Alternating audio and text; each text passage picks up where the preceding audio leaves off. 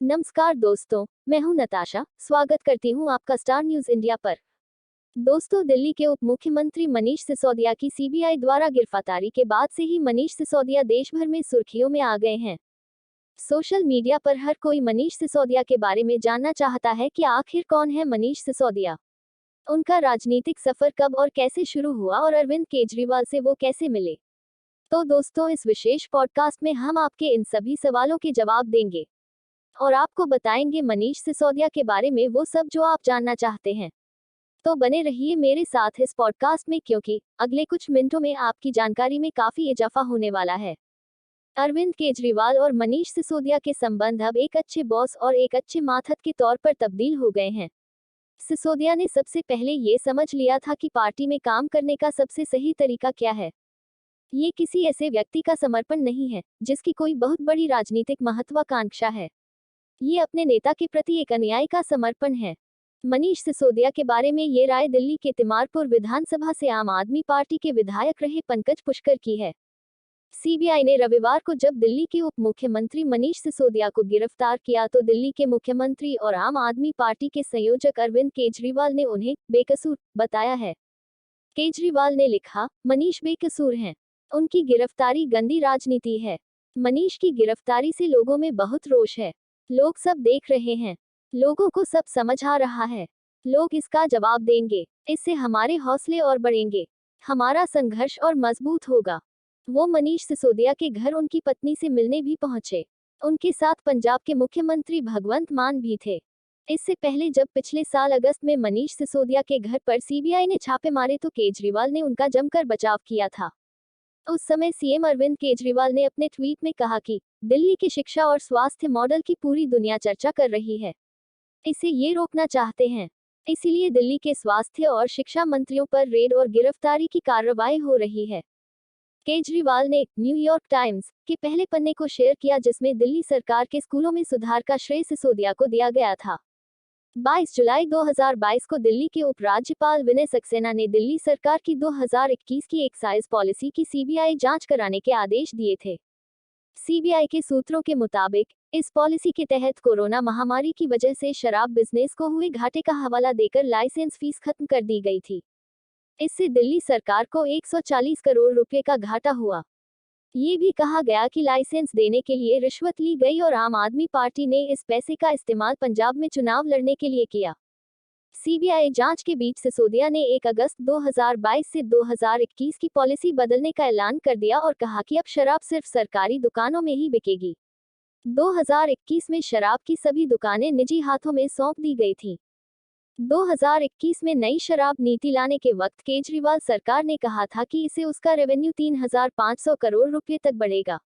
लेकिन chief secretary की report में कहा गया कि ऐसा नहीं हुआ। दिल्ली सरकार को रेवेन्यू का घाटा हुआ है। इस रिपोर्ट के आधार पर उपराज्यपाल ने सीबीआई जांच का आदेश दिया था। इसके बाद ही ये कयास लगाए जा रहे थे कि सत्येंद्र जैन के खिलाफ ईडी की कार्रवाई के बाद अब सीबीआई सिसोदिया के घर का दरवाजा खटखटाएगी। और सीबीआई ने मनीष सिसोदिया के घर पर छापे मारे। एफआईआर में सिसोदिया समेत 15 अभियुक्तों के नाम दर्ज हैं।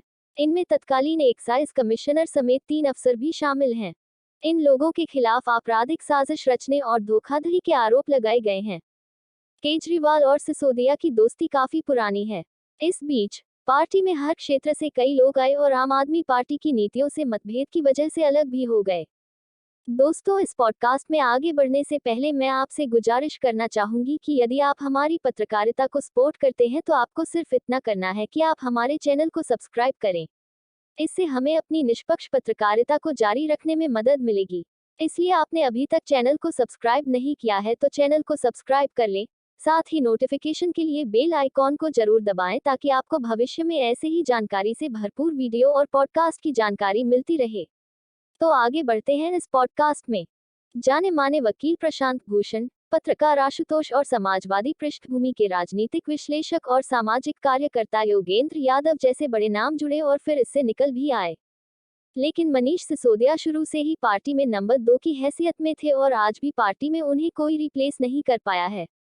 केजरीवाल और मनीष सिसोदिया का साथ 2006-07 से ही है, जब उन दोनों के भीतर राजनीति में उतरने का कोई रुझान नहीं दिखता था। दोनों दिल्ली में झुग्गी झोपड़ियों में रहने वाले लोगों के लिए काम कर रहे थे। वरिष्ठ पत्रकार प्रमोद जोशी बताते हैं, केजरीवाल और सिसोदिया दोनों अक्सर मेरे पास आते थे। तब मैं दिल्ली के एक बड़े अखबार के संपादक के तौर पर काम कर रहा था और उनकी मदद करने की स्थिति में था। दोनों सामाजिक क्षेत्र में काम कर रहे थे। लेकिन 2011-12 के दौरान जब आम आदमी पार्टी के गठन की तैयारियां चल रही थीं तो सिसोदिया केजरीवाल के सबसे करीबी बनकर काम कर रहे थे। एक सामाजिक कार्यकर्ता और पत्रकार से दिल्ली के डिप्टी सीएम पद तक का सिसोदिया का सफर काफी दिलचस्प रहा है। 1998 में अरविंद केजरीवाल ने सामाजिक काम करने के लिए परिवर्तन नाम से एक एनजीओ बनाया था। उस समय मनीष सिसोदिया टीवी पत्रकार के तौर पर काम करते थे। उन्होंने इस एनजीओ पर एक स्टोरी की। स्टोरी करने के दूसरे दिन अरविंद मनीष से मिले। दोनों के बीच काफी बातचीत हुई। इसके बाद दोनों के बीच दोस्ती हो गई। फिर एक वक्त आया जब मनीष सिसोदिया नौकरी छोड़कर पूरी तरह अरविंद केजरीवाल के साथ मिलकर काम करने लगे। दरअसल सिसोदिया का रुझान राजनीतिक रणनीति बनाने से ज्यादा सामाजिक क्षेत्र में रहा है। इसलिए दिल्ली का डिप्टी सीएम बनने के बाद उन्होंने दिल्ली सरकार के स्कूलों में शिक्षा का स्तर बेहतर करने की योजना बनाई। केजरीवाल सरकार स्कूली शिक्षा में सुधार को शोकेस करती है। इस सुधार का बड़ा श्रेय सिसोदिया को दिया जाता है। सिसोदिया को देश में स्कूली शिक्षा में सुधार के पोस्टर बॉय के तौर पर देखा जा रहा है। आम आदमी पार्टी का दावा है कि दिल्ली सरकार के स्कूलों के कामकाज और पढ़ाई लिखाई के स्तर में जो जबरदस्त सुधार दिखा है, वो देश के दूसरे राज्यों के लिए मिसाल बन चुका है। देश के कई राज्यों के मुख्यमंत्री इसकी तारीफ कर चुके हैं और अपने अपने राज्यों में वो इसे लागू करना चाहते हैं। विदेशी अखबारों में भले ही स्कूली शिक्षा में सुधार के इस पोस्टर बॉय की तारीफ हुई, लेकिन घर में वह घिर गए हैं। आम आदमी पार्टी का कहना है कि मोदी सरकार उसकी बढ़ती ताकत से घबराई हुई है, इसलिए उन मनीष सिसोदिया के खिलाफ कार्रवाई कर रही है, जिनके काम की तारीफ पूरी दुनिया में हो रही है। प्रमोद जोशी कहते हैं, मनीष सिसोदिया ने भ्रष्टाचार किया है या नहीं ये मैं नहीं कह सकता, लेकिन ये आरोप राजनीतिक हो सकते हैं, क्योंकि इस वक्त बीजेपी आम आदमी पार्टी को राजनीतिक प्रतिद्वंद्वी के तौर पर देख रही है। बीते गुजरात विधानसभा चुनावों में आम आदमी पार्टी ने बीजेपी को भले ही अच्छी टक्कर न दे पाई हो, लेकिन उसने अपनी दमदार उपस्थिति दर्ज कराई है। पंजाब ये जीत ही चुकी है और हरियाणा में भी इसका असर है। अरविंद केजरीवाल का सिसोदिया से तालमेल शुरू से काफी अच्छा रहा है। आज भी शिक्षा समेत आधा दर्जन से अधिक मंत्रालय सिसोदिया के पास हैं। कहा जाता है कि मनीष सिसोदिया की सलाह पर केजरीवाल सारे नीतिगत फैसले लेते हैं। दिल्ली में स्कूली शिक्षा में सुधार के श्रेय पर मनीष सिसोदिया का कहना है, वह क्लासरूम को एक आंदोलन में बदलना चाहते हैं। मनीष सिसोदिया ने अपना भी एक एनजीओ बनाया था, कबीर नाम से, लेकिन बाद में अरविंद केजरीवाल के एनजीओ परिवर्तन से जुड़कर काम करने लगे। अरुणा राय ने जब सूचना के अधिकार का मसौदा तैयार करने के लिए 9 लोगों की कमेटी बनाई थी तो उसमें मनीष सिसोदिया भी एक सदस्य के तौर पर शामिल थे। सूचना के अधिकार के लिए एक कार्यकर्ता के तौर पर अरविंद केजरीवाल ने भी काम किया था। 2011 में अरविंद केजरीवाल, मनीष सिसोदिया और उनके कुछ साथियों ने मिलकर जन लोकपाल बिल के लिए अन्ना हजारे के साथ मिलकर आंदोलन किया। फिर दोनों राजनीति में आए। प्रमोद जोशी कहते हैं, मनीष सिसोदिया मुझे काफी संजीदा लगे। जिन दिनों वो मेरे पास आते थे उन दिनों वो काफी अच्छा काम कर रहे थे। सिसोदिया मुझे काफी संतुलित भी लगे। वो खुद को कभी आगे नहीं रखते थे, हमेशा पृष्ठभूमि में ही रहकर काम करते रहे। 2012 में राजनीति में उतरी आम आदमी पार्टी ने दिल्ली में 2013 में सरकार बनाई। दिल्ली में फिलहाल आम आदमी पार्टी की तीसरी सरकार है। पंजाब में पूर्ण बहुमत के अलावा बीजेपी के गढ़ रहे दिल्ली नगर निगम में भी उसने जीत दर्ज की और काफी रस्साकशी के बाद मेयर और डिप्टी मेयर का चुनाव जीत लिया है।